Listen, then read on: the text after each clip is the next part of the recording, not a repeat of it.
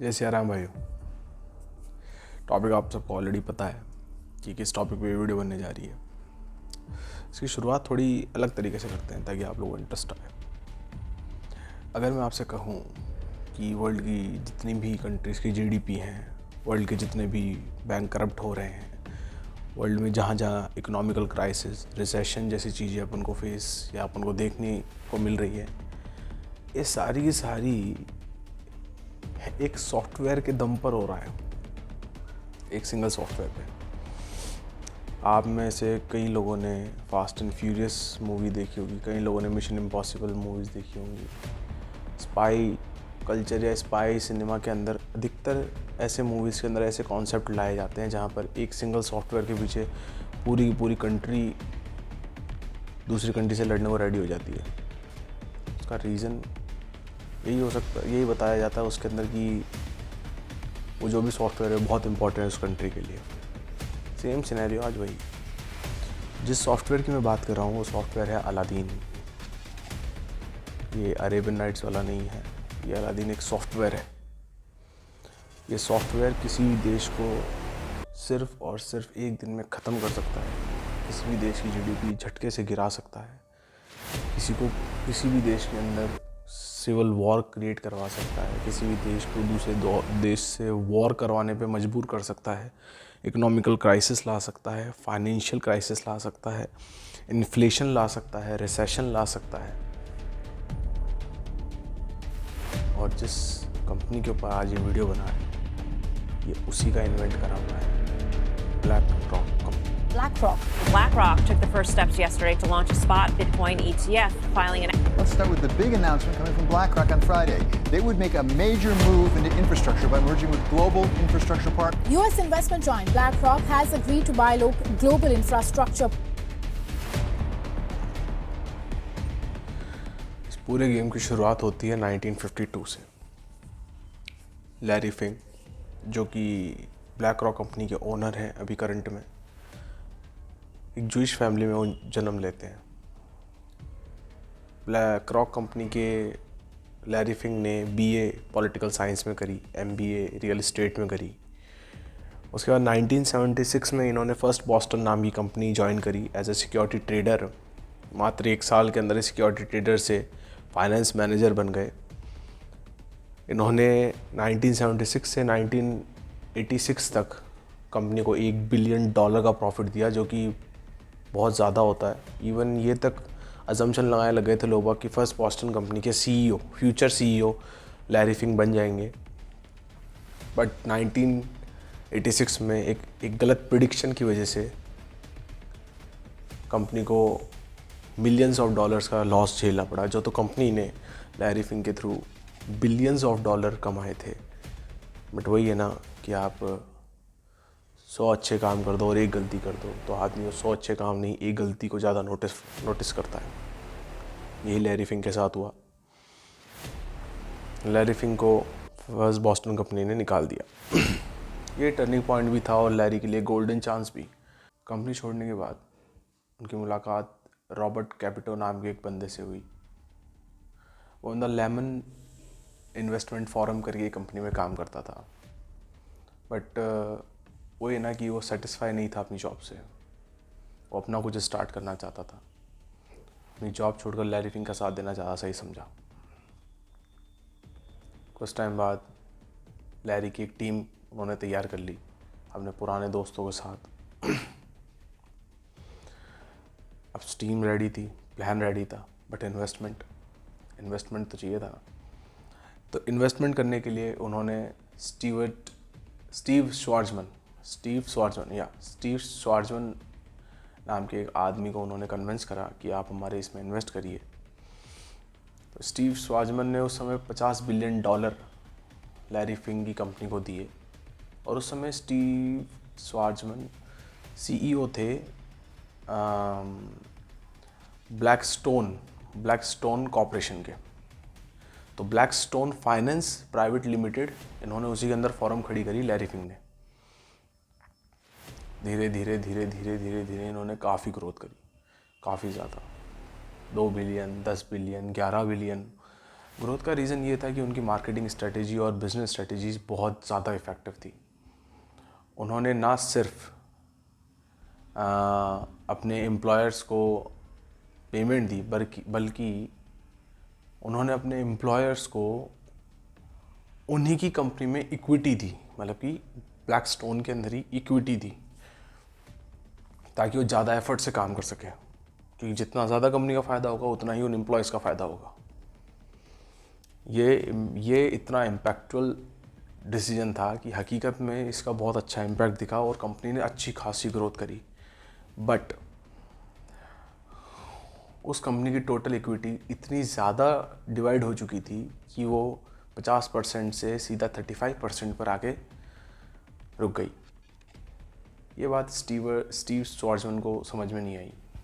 उन्होंने देखा कि मैं अपनी कमांड भी खो रहा हूँ ब्लैक स्टोन में। तो उन्होंने 250 मिलियन समथिंग कुछ $250 मिलियन का उन्होंने अपने स्टेक्स को उन्होंने सेल आउट कर दिया और वो उस कंपनी से अलग हो गए। तब तक काफ़ी अच्छा नाम हो चुका था फाइनेंस मार्केट में लैरी फिंग का। लैरी फिंग ने थोड़ा सा कन्वर्ट करके उसी चीज़ को कन्वर्ट करके उन्होंने ब्लैक स्टोन ग्रुप से ब्लैक रॉक ग्रुप बना दिया, जिसका नाम आज हम सुन रहे हैं, black rock company. Black rock company उस समय बहुत अच्छा बूम पर थी, बहुत अच्छा खेल रही थी, फाइनेंस मार्केट पूरा कवर कर रही थी, धीरे धीरे अपनी ब्रांचेस बढ़ा रही थी। But every company needs a support of their own government. ये सच है। व्यापार और राजनीति बराबर चलते हैं, साथ चलते हैं। व्यापार के बिना राजनीति नहीं होगी और राजनीति के बिना व्यापार नहीं होगा। सच है। ऐसा ही कुछ अमेरिका में हो रहा था उस समय। .com bubble burst, .com bubble burst नाम का एक क्राइसिस आया था। अगर जो लोग ट्रेड करते हैं, मेरे दोस्त लोग जो मेरी वीडियो देख रहे हैं, उनको पता होगा .com बबल बर्स्ट क्या क्राइसिस था। उस समय वर्ल्ड की जितनी भी इंटरनेट फॉरम्स थी, .browser, .yahoo, उन कंपनीज़ के ऊपर बहुत दबा कर पैसा लगाया जा रहा था, ये देखते हुए कि इन कंपनीज़ का फ्यूचर बहुत ज़्यादा ब्राइट है। बट एज वी सी, ये क्राइसिस था, मार्केट क्रैश हो गया, बहुत सारे लोगों का पैसा डूब गया। जब लोगों का पैसा डूबता है तो कहीं ना कहीं इससे डायरेक्ट इम्पैक्ट होता है कंट्री और कंट्री चलाने वाली गवर्नमेंट पे। वही हमें वहाँ देखने को मिला। अमेरिकन गवर्नमेंट को बहुत बड़ा झटका लगा। अब अमेरिकन गवर्नमेंट किसी ऐसी फाइनेंस कंपनी की तलाश में थी जो कि नई जगह पर उन्हें इन्वेस्टमेंट करवा कर दे सके। वहीं से वापस उभर कर सामने आई बड़े लेवल पर और एक बड़ा प्लेटफॉर्म मिला ब्लैक रॉक कंपनी को। आज के टाइम में ब्लैक रॉक कंपनी $9.4 ट्रिलियन का एसेट मैनेज कर रही है। पूरे वर्ल्ड इकोनॉमी अगर आप देखें, उसमें सर्च करें ना कि वर्ल्ड इकोनॉमी का कितना परसेंट अकेली ब्लैक रॉक हैंडल करती है, तो 23% है। कई लोग वो 23% बहुत कम लग रहा होगा, बट एक बार आप ज़ीरो देखिएगा इस $9.4 ट्रिलियन का, कि इसके पीछे ज़ीरो कितने लग रहे हैं। इसके अलावा 50% of US GDP black rock संभालती है, 200 कंट्रीज़ के एसेट होल्ड करती है। यही नहीं, ये सिर्फ वर्ल्ड में 2 ही ऐसे देश हैं जो इससे ज़्यादा जीडीपी तो मतलब कहा जाए तो जीडीपी तो कंट्रीज़ की होती है, बट अगर अपन कंट्री इकोनॉमी बात करें तो सिर्फ 2 ही देशों की कंट्री इकोनॉमी अकेली ब्लैक रॉक कंपनी से ज़्यादा है। वो है चाइना और US, बस, और किसी की नहीं है, हमारी भी नहीं है। हमारी 3 गुना, हमारी अभी 4 पॉइंट समथिंग कुछ चल रही है, 4.5 या 4.4 ट्रिलियन समथिंग, उसका जस्ट 3 गुना अकेली ब्लैक रॉक होल्ड करती है। इसके अलावा मैं आपको कुछ कंपनीज के नाम बता देता हूँ जो ब्लैक रॉक कंपनी होल्ड करती है या उसमें स्टेक लेती है, एसेट मैनेज कर रही है उनके। अच्छा, पहले मैं आपको एक चीज़ समझा दूँ, एसेट मैनेजमेंट क्या है। एसेट मैनेजमेंट मतलब कि कोई भी कंट्री उस कंपनी को, मतलब कि ब्लैक रॉक कंपनी को अपना पैसा देती है और उन्हें बोलती है कि इसे अच्छी जगह इन्वेस्ट करो ताकि हमें इसका बेनिफिट मिले। यही नहीं, इसके साथ साथ आपने यहाँ पे पेंशन स्कीम सुनी है, अभी old pension scheme, new pension scheme, central में भी इसकी बहुत ज़्यादा बात हुई थी। पेंशन स्कीम का कुछ परसेंट काट के गवर्नमेंट लेती है। गवर्नमेंट उसे कहाँ इन्वेस्ट कर रही है? वो इन कंपनीज़ के पास है। मैं कंपनीज नाम बताता हूँ तुम्हें कि किस किस में इन्वेस्टमेंट है ब्लैक रॉक का।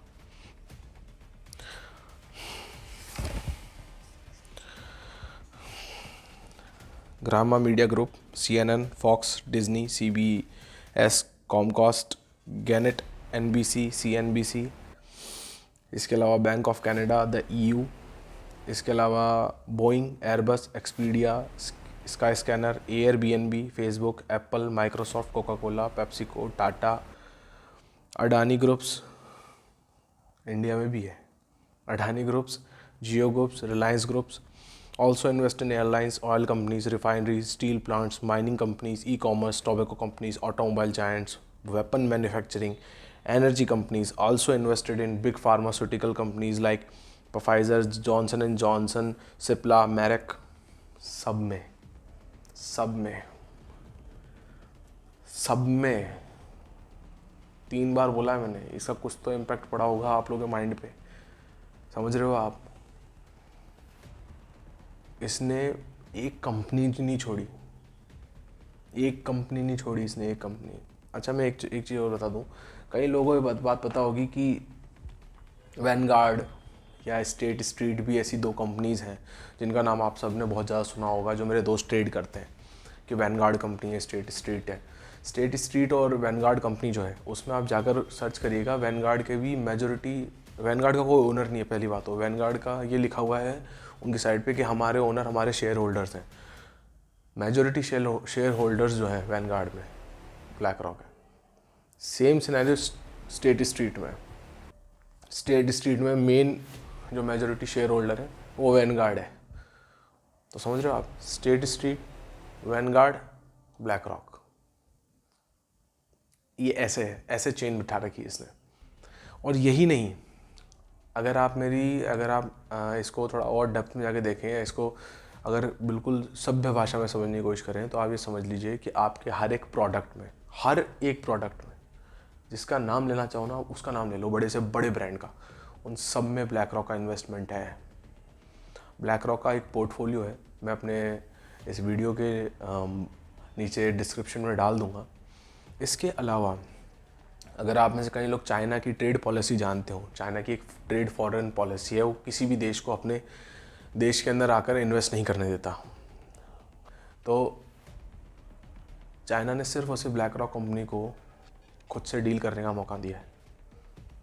कुछ तो बात होगी कि वर्ल्ड की इतनी बड़ी GDP कंट्रोल्ड कंट्री, जिसकी फॉरेन पॉलिसी ये कहती है कि हम अपनी कंट्री की इकोनॉमी बढ़ाएंगे, हम बाहर से इंपोर्ट कुछ नहीं करेंगे, हम एक्सपोर्ट करेंगे, वो देश किसी दूसरी कंपनी से अपने कनेक्शंस बना रही है, वो भी उस देश से जो उनका सबसे बड़ा राइवल है।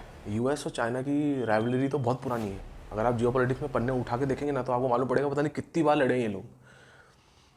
और they are not in proper in war, they fight in cold war scenarios बहुत अलग होते हैं।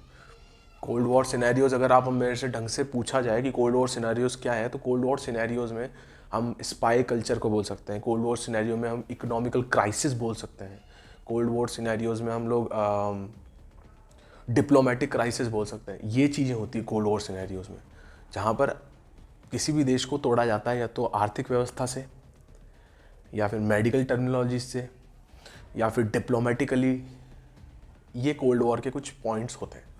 अच्छा, एक बात और बताऊँ मैं आपको इसमें कि अभी जैसे अपन ने स्टार्टिंग में अलादीन का नाम लिया था, एक सॉफ्टवेयर का जो ब्लैक रॉक कंपनी ओन करती है। अलादीन का इन्वेंशन 1993 में हुआ था, ठीक है। कई ग्लोबल इकोनॉमिस्ट मेरे दोस्त लोग नहीं जानते होंगे शायद, जिनको नहीं पता बताता हूँ। इकोनॉमिस्ट जो होते हैं वो फाइनेंशियल गुरु जिसको बोल सकते हैं, जो कंट्री GDPs वगैरह में कंट्रीज़ के क्राइसिस वगैरह में कंट्रीज़ उन्हें याद करती है फॉर एडवाइजरी, कि आप एडवाइस करिए कि इससे बचने के लिए हम क्या करें। तो वो परिपक्व होते हैं अर्थव्यवस्था में, जो गुरु होते हैं किसी भी देश के, वो तो ग्लोबल इकोनॉमिकल एडवाइज़र्स जो हैं उन लोगों ने ये तक प्रिडिक्ट करा है, प्रिडिक्ट तो क्या ही करा है, इस बात को ब्लैक रॉक कंपनी के एक सिक्योरिटी ट्रेडर हैं जिन्होंने इस बात को हम एक कॉन्फ्रेंस के ज़रिए मतलब क्वेश्चन आंसर फ्लो में हाँ भी कर दिया था। तो सीन ये था कि वो लोग यूँ बोलते हैं कि जो 9.4 ट्रिलियन डॉलर का एसेट मैनेजमेंट है इस कंपनी का, वो 9.4 ट्रिलियन नहीं है, वो एक्चुअल में अलादीन की हेल्प से 20 ट्रिलियन डॉलर है।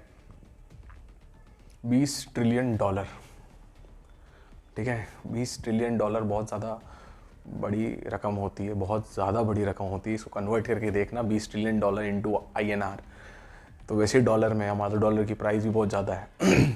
तो ब्लैक रॉक कंपनी इतनी ज़्यादा ह्यूज है, बहुत ज़्यादा ह्यूज है।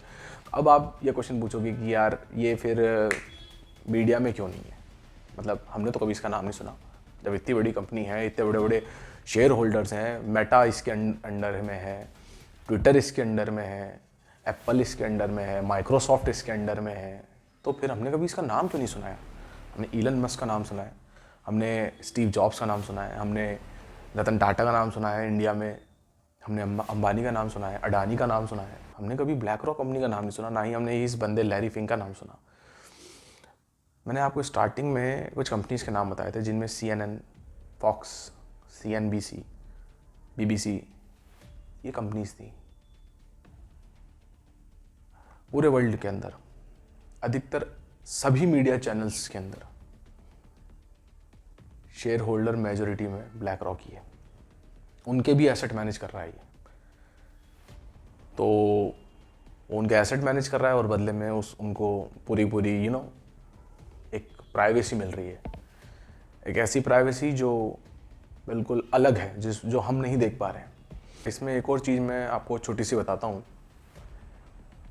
जब वर्ल्ड वॉर 2 हुआ था तो हिटलर ने ये जब देखा कि यार मेरी कंट्री के लोग मेरे से नफरत कर रहे हैं, तो हिटलर ने सोचा कि यार इनके माइंड में मेरे लिए रिस्पेक्ट होनी ज़रूरी है, मेरे लिए सपोर्ट होना ज़रूरी है। तो उसने सबसे बढ़िया गेम खेला जो आज भी कई पॉलिटिकल पार्टीज़ कंट्रीज़ के अंदर खेलती हैं, जिसे हम बोलते हैं third pillar control. Political language में थर्ड पिलर हमारा क्या है? थर्ड पिलर हमारा है मीडिया कंट्रोल। तो हिटलर ने उस टाइम पे मीडिया कंट्रोल करके अपनी इमेज ऐसी पोर्ट्रे करी as an leader, as an god, कि अगर मैं नहीं रहूँगा तो जर्मनी नहीं रहेगा। और लोगों ने उसको बिल्कुल माना भी। यही सेम चीज़ इसका जस्ट मिरर के दूसरी तरफ देखते हैं तो हमें ये चीज़ समझ में आती है कि लैरी फिंक ने इस पूरे फिनोमेना को बहुत ढंग से समझ लिया। जैसे कि मैंने आपको स्टार्टिंग में बताया था कि लैरी फिंक BA करा हुआ था पॉलिटिकल साइंस में, तो पॉलिटिक्स और बिजनेस दोनों को मैनेज करना जानता था, इक्विलिब्रियम में रखना जानता था, और उसने वही करा। उसे ये बात पता थी कि अगर मैं मीडिया के सामने आया या हमारी कंपनी मीडिया के सामने आई तो कहीं ना कहीं होते हुए लोग बाग हमारे ऊपर जजमेंट करने के लिए रेडी हो जाएंगे। जस्ट इमेजिन, मेरी एक कंपनी है, ठीक है, मैं उस कंपनी का ओनर हूँ, मैं उस कंपनी को रन कर रहा हूँ, अच्छे तरीके से रन कर रहा हूँ, और एकदम से कहीं से थोड़ा सा मुझे डाउन फेज देखने को मिलता है मेरी कंपनी में, और बाहर न्यूज़ में मीडिया में एक न्यूज़ आउट हो जाती है, एक फॉल्स न्यूज़ आउट हो जाती है कि भैया अभिनव पाराशर की जो कंपनी है वो डूबने को है मात्र 2 महीने में। जो तो मुझे पता है कि कंपनी डूबने को नहीं है, it's just a down phase, not my end phase. There is lots of difference between down phase और एंड फेज, ठीक है। ये मेरी कंपनी का डाउन फेज चल रहा है, एंड फेज नहीं है, बट मीडिया ने उसको क्या दिखाया कि एंड फेज चल रहा है। इसका इफेक्ट मेरे पे कैसे होगा देखना। ये न्यूज़ बाहर सर्कुलेट हुई, लोग बागों ने पढ़ी, समझी, सोचे।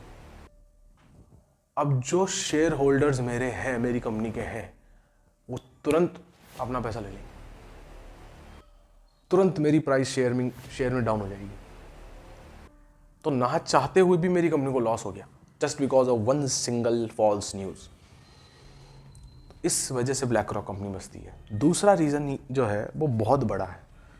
दूसरा रीज़न इतना बड़ा है कि ब्लैक रॉक कंपनी में जब मैं रिसर्च कर रहा था तो मुझे 2 से 3 दिन लगे। मैंने बहुत रिसर्च करी, मुझे कई चीज़ें ढंग से इसकी मालूम नहीं पड़ी, कई चीज़ें इन्होंने लिखी ही नहीं थी। साइट्स ऑलरेडी ऑब्वियस सी बात है, मैं आपको बता रहा हूँ, सब कुछ इनके कंट्रोल में, गूगल तक इनके कंट्रोल में, तो ऑब्वियस सी बात है। बहुत कम जगहों पे कुछ ब्लॉग्स लिखे हुए थे, कुछ आर्टिकल्स थे, बहुत छोटे छोटे से, मैं वो पढ़ा तो मुझे मालूम पड़ा कि ब्लैक रॉक इस वजह से भी, इस कारण से भी नहीं आ रही है सामने। उसका रीज़न मैं आपको बताता हूँ। ब्लैक रॉक कंपनी एक और ऐसी कंपनी है जिसके अंदर बहुत बड़ा मेजर शेयर होल्ड करती है, वो है MSCI। ये अमेरिका की कंपनी है जिसके अंदर ब्लैक रॉक कंपनी बहुत बड़ा मेजर शेयर होल्ड करती है। उस कंपनी ने अभी रिसेंटली 2022 से लेकर 23 के बीच में चाइना को फंड दिए। हाँ, ये पहली अमेरिकन कंपनी है जो चाइना के साथ ट्रेड कर रही है। मैं आपको बता रहा था ना चाइना की फॉरेन पॉलिसी, तो भी चाइना ऐसी कंपनीज को अंदर आने दे रहा है अपने खुद के रीजन में, जस्ट बिकॉज चाइना नोज़ कि MSCI के पीछे ब्लैक रॉक खड़ी है। तो MSCI कंपनी ने चाइना को फंड दिए किस चीज़ के? वेपन मैन्युफैक्चरिंग के। और यही वेपन मैन्युफैक्चरिंग चाइना ने किसको करी? रशिया को, रशिया यूक्रेन वॉर में। ठीक है, बात यहाँ तक नहीं है कि ठीक है, क्योंकि ये तो ब्लैक रॉक कंपनी के खुद के उस पर साइड पे लिखा हुआ है कि वेपन मैन्युफैक्चरिंग कंपनीज के अंदर भी वो इन्वेस्ट करता है। बट इतना भी हिपोक्रेट नहीं होना चाहिए किसी को। जहाँ ब्लैक रॉक कंपनी MSCI के थ्रू चाइना को फंड देकर, आर्म्स बनाकर रशिया यूक्रेन वॉर में बेच रही है, वहीं दूसरी तरफ ब्लैक रॉक कंपनी यूक्रेन के साथ मिलकर प्रेस कॉन्फ्रेंस में ये चीज़ बोल रही है कि हम इन्हें रिकंस्ट्रक्ट करने में हेल्प करेंगे जो वॉर से इनको दिक्कत हुई है उसमें। इससे बड़ी बात क्या होगी? दूसरी बात, सेम यही सिनेरियो, एक और ऐसा आर्टिकल है जिसमें लिखा हुआ है कि ब्लैक रॉक कंपनी फंड करा है ब्लैक रॉक कंपनी ने जेनोसाइड, पैलेस्टीनियंस के अगेंस्ट जो जेनोसाइड हुआ उसमें ब्लैक रॉक कंपनी ने फंड करा है। किन कंपनीज में? बोइंग, RTX, जनरल डायनामिक्स, इन कंपनीज के अंदर ब्लैक रॉक ने इन्वेस्ट करा। यही नहीं, ब्राज़ील में बहुत टाइम पहले फॉरेस्ट एक्सप्लॉयटेशन हुआ था ब्राज़ील में और इंडोनेशिया में, उसका रीज़न भी ब्लैक रॉक कंपनी थी। यही कुछ ऐसे रीजंस हैं जिसकी वजह से ब्लैक रॉक कंपनी कभी मीडिया में नहीं आती है। कभी सोच के देखिएगा, अगर आप ब्लैक रॉक कंपनी के अंदर इस पोजीशन पे होते तो क्या आप खुद के आइडेंटिटी बाहर करते? क्या आप कभी ये सोचते कि यार मैं अब इंटरव्यू दूं, मैं पॉडकास्ट पे जाऊं, मैं प्रेस कॉन्फ्रेंसेस करूं? कोई नहीं सोचता। जो कंपनी बड़े बड़े देश चला रही हो ना, वो कभी इतना बड़ा रिस्क नहीं लेगी कि वो कन्फ्रंट ही हो जाए, बिल्कुल सामने आकर ही अपनी सारी चीज़ें खोल दे। क्योंकि अगर उन्हें खोलना शुरू कर दिया तो फिर मालूम पड़ ही जाएगा सब लोगों की मारने वाले भी ये हैं और बचाने वाले भी यही हैं। ब्लैक रॉक कंपनी ने अपनी जड़ें बहुत ज़्यादा गहरी कर रखी हैं। आज अगर लैरी फिंक ख़त्म भी हो जाता है या कैपिटो भी अगर ख़त्म हो जाता है या कोई भी इस कंपनी का और कोई आदमी, कोई 6-7 ओनर्स हैं, मतलब 6-7 लोग हैं इस पूरी कंपनी में, कोई भी ख़त्म हो जाता है तो भी ब्लैक रॉक कंपनी नहीं गिरने वाली है, नहीं गिरने वाली है। ब्लैक रॉक कंपनी का बिजनेस मैनेजमेंट बहुत ज़्यादा वास्ट हो चुका है, बहुत ज़्यादा। और ब्लैक रॉक कंपनी अब इंडिया भी आ रही है। हाँ, जियो फाइनेंस के साथ ब्लैक रॉक कंपनी इंडिया आ रही है। और आप मान के चलिए, अगर जियो फाइनेंस के साथ ब्लैक रॉक कंपनी आ रही है ना, तो एसेट मैनेजमेंट कंपनीज जितनी भी है ना इंडिया की, उन सबका मार्केट ख़त्म कर देगी, सबका। क्योंकि ज़्यादा ट्रस्टवर्दी कंपनी है ब्लैक रॉक। सोचिएगा ज़रूर इस पूरी वीडियो के अंदर कि हम कहाँ स्टैंड कर रहे हैं और ब्लैक रॉक कहाँ स्टैंड कर रहा है, और आपके व्यूज़ कमेंट में ज़रूर बताइएगा। Hope you guys like this video. इसको लाइक करिएगा, शेयर करिएगा, चैनल को सब्सक्राइब करिएगा। Thank you so much. जय सिया राम।